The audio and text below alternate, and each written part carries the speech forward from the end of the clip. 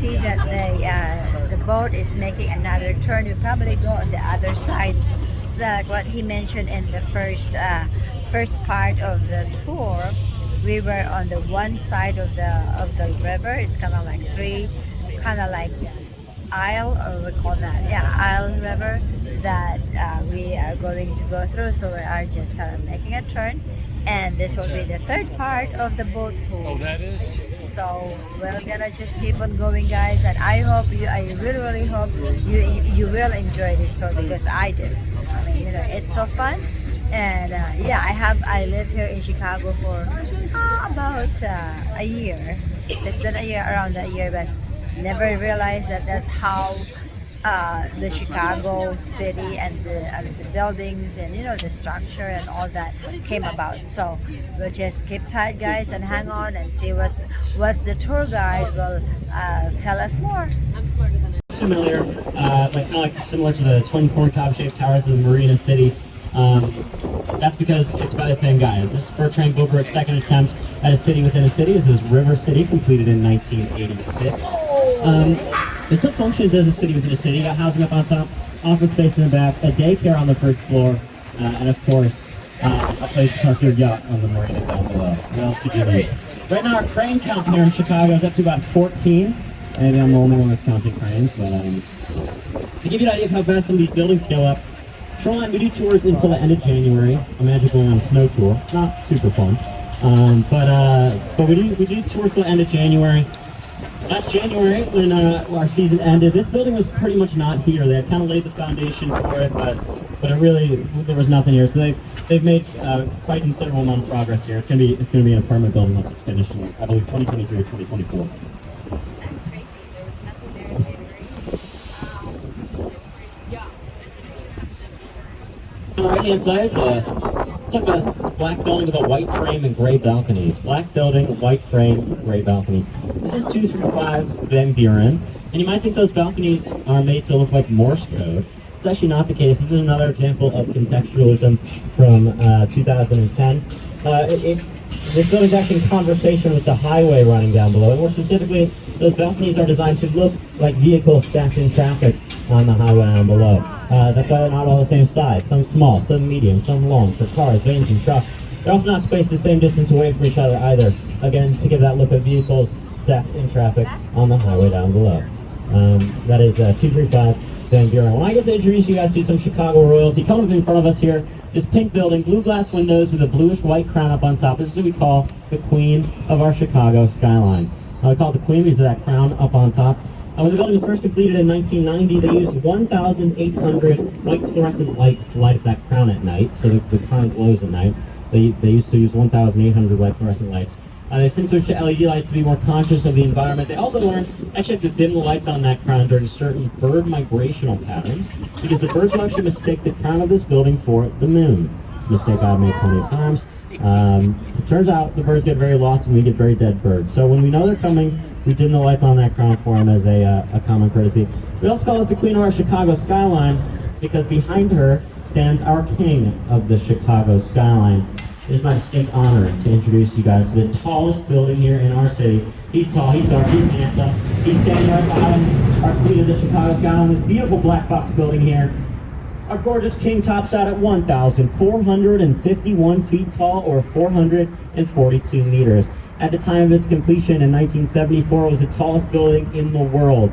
And it remained the tallest building in the country until the completion of the One World Trade Center in 2014. But to understand why the One World Trade Center surpassed the Sears Willis Tower in height, we got to get into some specifics. You'll notice those two white antennas up on top. Those are super tall. They're actually about 24 stories tall. But they do not contribute towards the overall height of the Sears Willis Tower because they're seen as purely utilitarian. Now, compared to the One World Trade Center, you might recall that is a spike on top. Well, that spike is not an antenna, apparently. That's a spire, and it's considered inherent to the overall design of the building. So the spire does count towards the overall height of the One World Trade Center. The spire does count towards the overall height of the One World Trade Center. However, the roof of the Sears Willis Tower is 83 feet taller than the roof of the One World Trade Center. That means I could stand on top of the roof of the Sears Willis Tower, look down, and see the roof of the One World Trade Center, but the One World Trade Center is considered taller. They got us on technicality, people. Doesn't bother me at all. You want to know the entity that controls or decides how tall buildings are? Council on Tall Buildings, real creative name. I got beef with the Council on Tall Buildings. All right, take a look at the left-hand face of the Sears Willis Tower. You'll see 5 glass boxes jutting out of the left-hand face. And if you look even closer, you might see people up in there. That's because that's Skydeck. Skydeck is an attraction. You can buy tickets, head to the top of the Sears Willis Tower, step down into these glass boxes, and feels that you're floating over 1,000 feet in the air. It's not an experience I personally desire. It's not an experience I think I would personally desire. But if you're not terrified of heights like I am, definitely a good chance to get some good views and some great pictures of the city from up there on Skydeck. Probably noticed we call this building by 2 names, Sears Willis Tower. It doesn't actually have 2 names, depends on who you talk to. Talk to a native Chicago one, they'll call it Sears Tower. So it was originally named in 1974, that's what I grew up calling it. In 2009, the Willis Insurance Group leased the naming rights for the building, so it technically became the Willis Tower. We're a little stubborn here in Chicago, don't like to let things go too easily. We'll call it Sears Willis Tower, just no fights broken on board. All right, we're gonna get another look at our king here. I want you to notice he's not just made of 1 column racing towards the sky. It's actually a series of 9 columns in what's basically a Rubik's Cube formation, 3 by 3. Rumor has it architects at the architectural firm in charge of the design of the Sears Willis Tower, that's Skidmore, Owings & Merrill. They were having a late night in the office one night with Chief Engineer Dr. Fosler Kahn, and they came up with a new design idea while playing around with cigarettes. They noticed they stack 1 cigarette up lengthwise. It creates a structure that's very easy to knock over. You flick it and it falls down. But if you bundle cigarettes at the bottom of a cigarette structure, make it slimmer as you go towards the top, it creates a much stronger base to construct upon. This is called bundle column or bundle tube technology. The Sears Willis Tower is the first building to utilize this technology. The Burj Khalifa also uses this. It's the second example we'll talk about today of how architects and engineers offset the movement or drift of their buildings in high winds. All that being said, the Sears Willis Tower can still safely sway 18 inches in any direction. That's enough movement to slosh the water out of the toilet bowls in the Sears Willis Tower, which doesn't seem too safe to me, but I'm told it is. 2 people have scaled the Sears Willis Tower since its completion in 1974. The first man, an American man in the 1980s, wearing a homemade Spider-Man suit using suction cups. The second man, a French man in the 1990s, using just his hands and feet.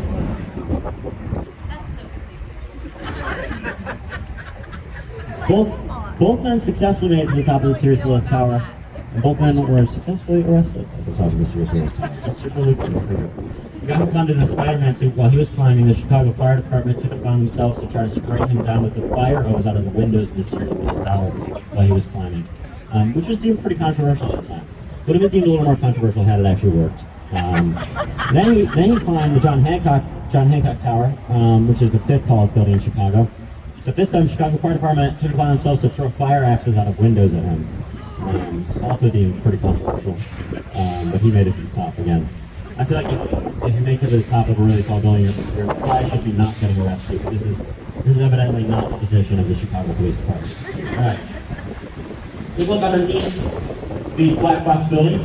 You'll see passenger Amtrak and Metro trains going to and from Union Station. Well, the railroad companies, they own the land that the train tracks are on, but they also own the air above them as far as the eye can see. This means if you wish to develop in the air above the train tracks, you've got to pay an annual lease payment to the railroad company.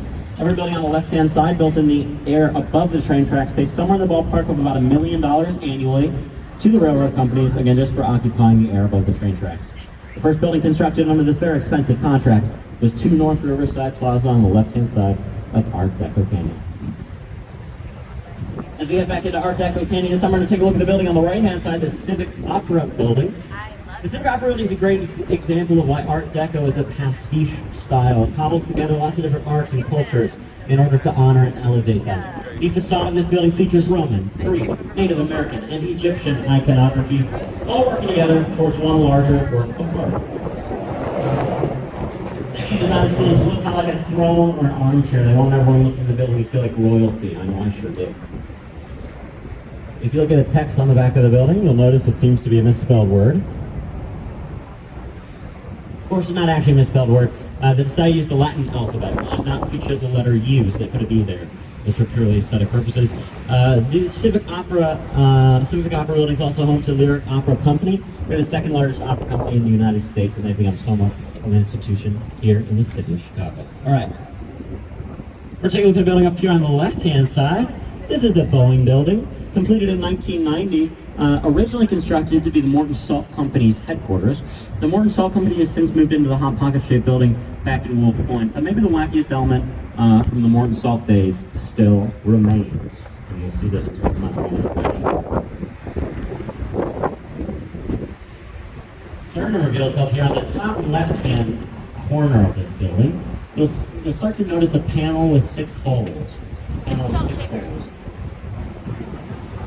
It was actually there to replicate the look of a salt shaker from when this was a Morton Salt Company building.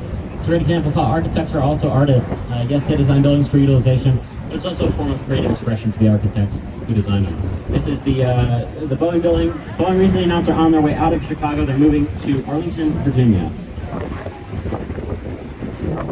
All right. Next up, coming up on the right-hand side, we're going to start to see in a second here. It's a low-lying red brick building, and it has green ivy crawling across it. Low-lying red brick building has green ivy crawling across it. It's the Great Lakes building. Although the building itself does not have much modern-day significance, the land that it's on certainly does. Back before the Great Chicago Fire, this area over here was known as a political gathering space known as a wigwam. And in 1860, it's where they hosted the Republican National Convention, where they nominated Abraham Lincoln to be President of the United States. Now this garden patio over here, on the right-hand side, is home to Beatnik on the River, an offshoot of the original Beatnik restaurant in West Town, Chicago. The Riverwalk's been going to a lot of different local food vendors and eateries, and asking them to bring offshoots of their restaurants to the Riverwalk. So if you don't get a chance to go to every corner of the city during your time here in Chicago, you can still get a taste of everything Chicago has to offer, all in one short walk along the Riverwalk. All right, headed back out into Wolf Point. For the last time on our tour, I'm gonna let your eyes wander. I'll let my eyes do the same. There's so much to see here. We call it the trophy case of Chicago's architecture. 360-degree views. Take it all in.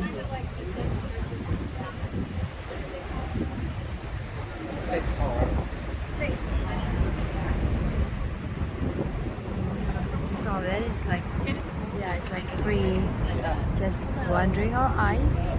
All the skylines of Chicago. Wow. I love that. That is so nice. So, he's done talking, guys, but obviously the tour is done. We're just heading back to where we started. So, let me see, hang on. So, we're heading back where we started, and that's the part of it. So, here we go. Might just go like that, too. So, it's so nice to be just like out here. And all the part of Chicago. And yeah, let me see, hang on a second. Oh, sorry. One of my favorite events here in the city of Chicago. It's called Art on the Mart. It is the largest display of public projection art in the world. Art on the Mart. Here's what happens. In the spring, summer, and fall, every single day, 15 minutes after sunset, they project works of digital art and light onto the entire face of Merchandise Mart. It's been wildly popular with visitors and residents alike. It's one of my favorite events.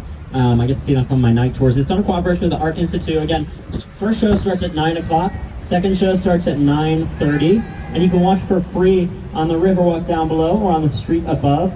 Art on the Mart. It's done in cooperation, I said that already, Art Institute. But over here on the right-hand side, we'll see this great booth that houses the $8 million projection system they use to project works of digital art and light onto the face of Merchandise Mart. My favorite fact about them is they're actually programmed not to project light into the windows of Merchandise Mart, only onto the limestone face, so as not to disturb the people working inside during the show, which I think is pretty cool. All right, over here on the right-hand side, we'll see these stainless steel rods sticking out of the water. These are supporting floating gardens known as the Fish Hotels. The Fish Hotels, free to stay, are employed to draw native wildlife back to the waters of the Chicago River. There's an idea given to us by the non-for-profit organization Friends of the Chicago River. And I'm going to give you a little background on the health of our river here. So we talked about it just a little bit. We briefly mentioned it. But for many, many years, before and after the Great Chicago Fire, they treated the river very poorly. It's where they threw their trash. It was kind of their sewer system. And in fact, it was actually part of what helped the Great Chicago Fire spread so far. Usually a river acts as a natural barrier, but it was so polluted there was a thin layer of oil on top, so the river actually caught fire and helped the fire spread. So after the Great Chicago Fire of 1871, we had this blank canvas to kind of build whatever we wanted. And it was right around the time when industrialization was kind of starting to pick up a little bit. And so we decided to go that direction and build kind of an industrial complex here in Chicago. A lot of the country's steel came from steel mills in Chicago. We have meatpacking plants as well.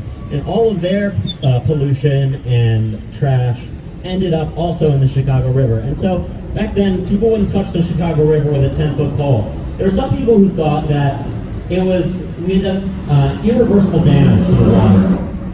That there was no use in trying to clean it up because it was so far gone. But there were other people that saw the potential of a river running through the city. As early as 1909, we have a record of Daniel Burnham, who was the lead architect of the World's Fair, but also kind of a leader of what we call the City Beautiful movement. He pictured, in 1909, he envisioned the Riverwalk we see here today, but the Riverwalk only opened about 6 years ago. It's because of people like him that we decided to make the leap to try to begin to clean up the water of the Chicago River. And he knew, and most people back then knew, it wasn't a project that they would live to see the end of. And they were right about that. It's been, about 100 years since a little more than 100 years since we started our efforts to clean up the water. And the river is really as healthy as it's ever been. And it's only moving forward from here. It's a great example of how even in a big city, 2.7 million people, you can still create change on such a large scale. All right. So we talked about Marina City. Look to the bottom of Marina City and you'll see the parking lot. And you'll notice these parking barriers seem quite low. You might be thinking, hey, has a car ever driven off the parking lot and into the river down below? The answer is yes, twice actually. The first for the filming of a Steve McQueen movie in 1970, that's The Hunter. The second for an Allstate commercial in 2006. Wow. You can find both those videos on YouTube. Definitely recommend checking it out. Because we have to open our bridges in the spring and fall, and some of them are pretty old, we got to make sure we do routine maintenance on them so that once the boats get down to this bridge in particular, because we open them one at a time, that this bridge is going to open up so the boats don't have to go all the way back when we realize it's stuck and not wanting to open up. So maintenance is a really important part of keeping these bridges in good shape. All right, let's talk about this building right in front of us, this green and gold topped building. It's the Carbide and Carbon building. It was designed by the two sons of the chief architect of the 1893 World's Fair, Daniel Burnham. They're called the Burnham Brothers. Because this building was designed during the height of Prohibition, we tend to suspect the Burnham Brothers had a bottle of champagne on their mind while designing this building, because that's what it kind of looks like. In fact, that golden handle up on top is surfaced in 24 karat gold leaf, about half the thickness of saran wrap. That speaks to the decadence and opulence of the 1920s.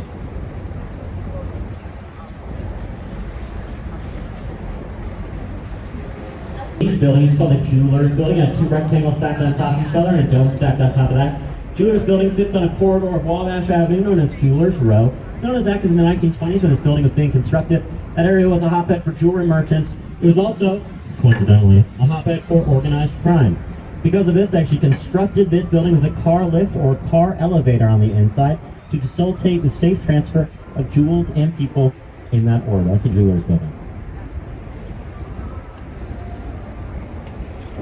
Rooftop bar on top of the London House. I've heard it, well, it's one of the second best rooftop bar in the country. I'm right there with the high school group. I also can't go up there, so it's okay. We win some, we lose some. All right. So first off, you can see this massive flag. We don't always have this up on the Wrigley building, but of course it's for the 4th of July. And if you're here at night, you'll notice, and if you're in any big city these days at night, you'll notice kind of a bunch of lights on buildings and buildings that didn't used to have lights. And it's kind of this push to put lighting design on older buildings, and then, it can change the colors for certain events, and it's just, I think it's pretty interesting. There's something called there's like a union of, it's like the maintenance union, and they're the ones that decide what colors the buildings are going to be and when. Anyways, look to the right of the Wrigley building. We'll see a building designed in the French Gothic Revivalist style. French Gothic Revivalist style architecture harkens back to ancient cultures, or French Gothic Revivalist style harkens back to medieval times, closely associated with cathedrals. These buildings are designed to look like French cathedrals. This is the Chicago Tribune Tower. It was completed in 1925, designed by a pair of architects named Howells and Hood. Howes and Hood submitted their design to a competition being put on by the Chicago Tribune Company for someone to design them the world's most beautiful office building. And I say they did a pretty good job. In fact, the staff of the Chicago Tribune worked out of the Chicago Tribune Tower from its completion in 1925 all the way until 2018, when it was purchased by New York developers who are turning the interior into luxury apartments and condominiums. You can't do anything to the exterior of the building, as it is actually a historic landmark, so you can only restore the exterior of the Chicago Tribune Tower. This is a Chicago Fire Department fireboat responding to any emergencies on the river. Seeing that thing in action is pretty cool. It's a relatively newer boat. And of course, they respond to any emergencies on the river. All right. Up here on top of this building, you'll see a bright, shining rainbow NBC peacock logo atop the Chicago NBC Tower. You might think you recognize the style this building's designed in from earlier on our tour. Got the limestone face, the vertical racing tracks. You think this has got to be Art Deco, but it's actually not designed in the Art Deco style. It's designed in a style called Eco Deco. Eco Deco came out in the 1980s and 90s when architects wanted to harp on those 1920s design elements, those Art Deco design elements, exaggerated these Art Deco design elements, and out came this new style, Eco Deco. Pretty fun to say, Eco Deco. Chicago NBC Tower was designed by Adrian Smith, the same man behind the Trump International Hotel and Tower and the Burj Khalifa in Dubai, tallest building on the planet. Well, he goes to show you his range. He says he was inspired for the design of this building by an architect named Raymond Hood. Raymond Hood was half the team behind the Chicago Tribune Tower. Raymond Hood also designed 30 Rockefeller Plaza, NBC headquarters in New York City. And you can kind of see both those buildings at work here in the Chicago NBC Tower. All right. We're going to see a building come up on the right-hand side. It's kind of in the back row. It's behind this brown box building. It's a building with white curving balconies on the front. These white curving balconies make it look as though there's a wave of water cascading down the side of the building. Well, this building is aptly named Aqua Tower. It was completed in 2010 by Studio Gang, and Studio Gang is really well known for the idealistic community building they do in all their projects. You see, each one of those balconies is geometrically unique. No two are the same. This helps chop the wind up, making it a more desirable temperature inside. But also that I can walk out onto my balcony in Aqua Tower. I can see my upstairs neighbor on their balcony, my downstairs neighbor on their balcony. So that is Studio Gang 2010 Aqua Tower. All right, well, let's talk about the elephant in the room here. This giant, beautiful, wavy blue glass building here on the right-hand side. This is the St. Regis Tower. It's one of the newest additions to our Chicago skyline, completed in 2020. It's the third tallest building in Chicago, third tallest building in Chicago. More importantly, it's actually the tallest building in the world, designed by a female-led architectural firm. Her name is Jeannie Gang, and she's the chief architect at Studio Gang, the same people who did Aqua Tower. We love Jeannie Gang here in Chicago. The St. Regis Tower is mixed-use hotel and residential. It's home to the luxurious St. Regis Hotel, as well as some of the tallest and priciest condominiums here in our city.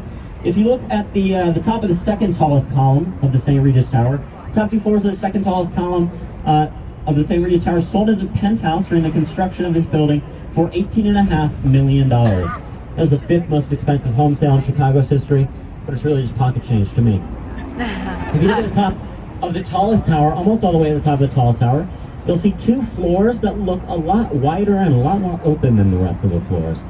Well, that is the 83rd and 84th floor of the St. Regis Tower, and they're what we call blow-through floors. This is the third and final way that we'll talk about today that architects and engineers use to offset the drift, the movement or drift of their buildings in high winds. So we covered the inertial slosh dampeners, bundled columns or bundled tubes, and now the blow-through floors. The idea of blow-through floors, of course, is instead of the wind hitting the back of the building and pushing it in one direction, it blows straight through the 83rd and 84th floor of the St. Regis Tower.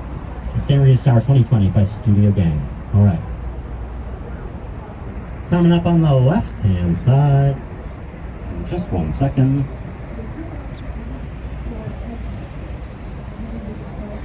Don't say it looks like a flask. I see both. Yeah, it is like a flask.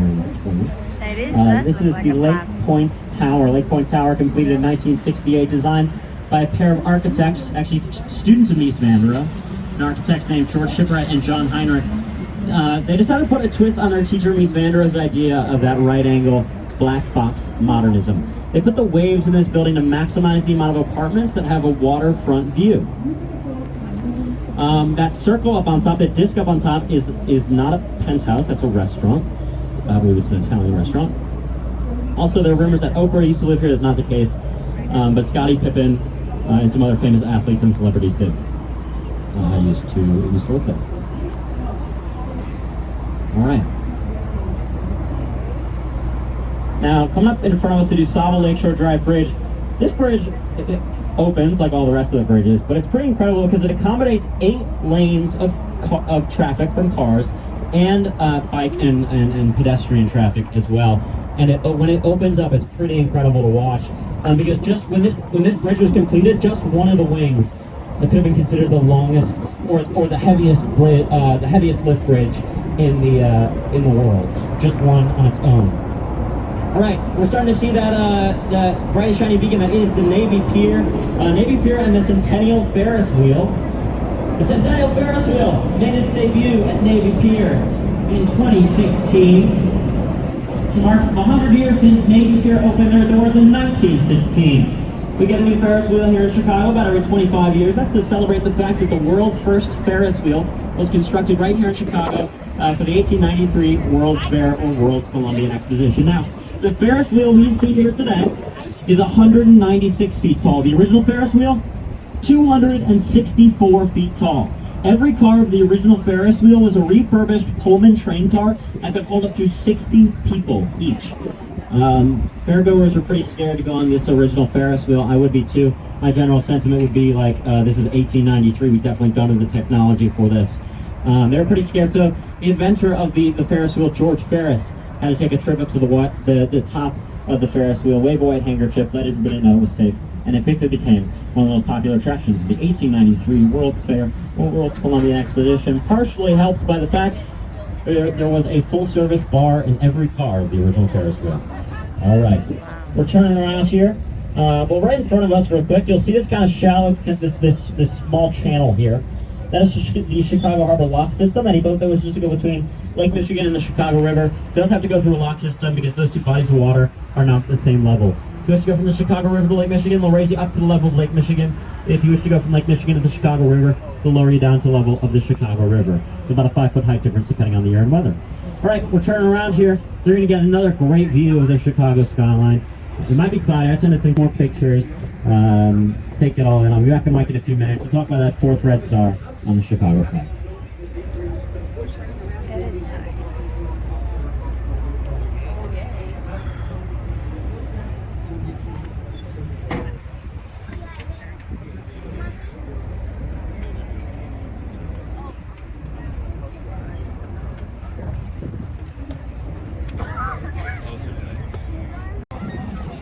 So we have the shoreline, the Navy Pier, the Ferris wheel, the backside. Look at that, it's so pretty. Chicago skyline. So guys, thank you so much for watching. I hope you guys enjoy this tour as well. This is my first time, like I said, Chicago tour, even though I have been here so many times and I even lived here for like a year. So there you go. Thank you guys and see you soon. Bye.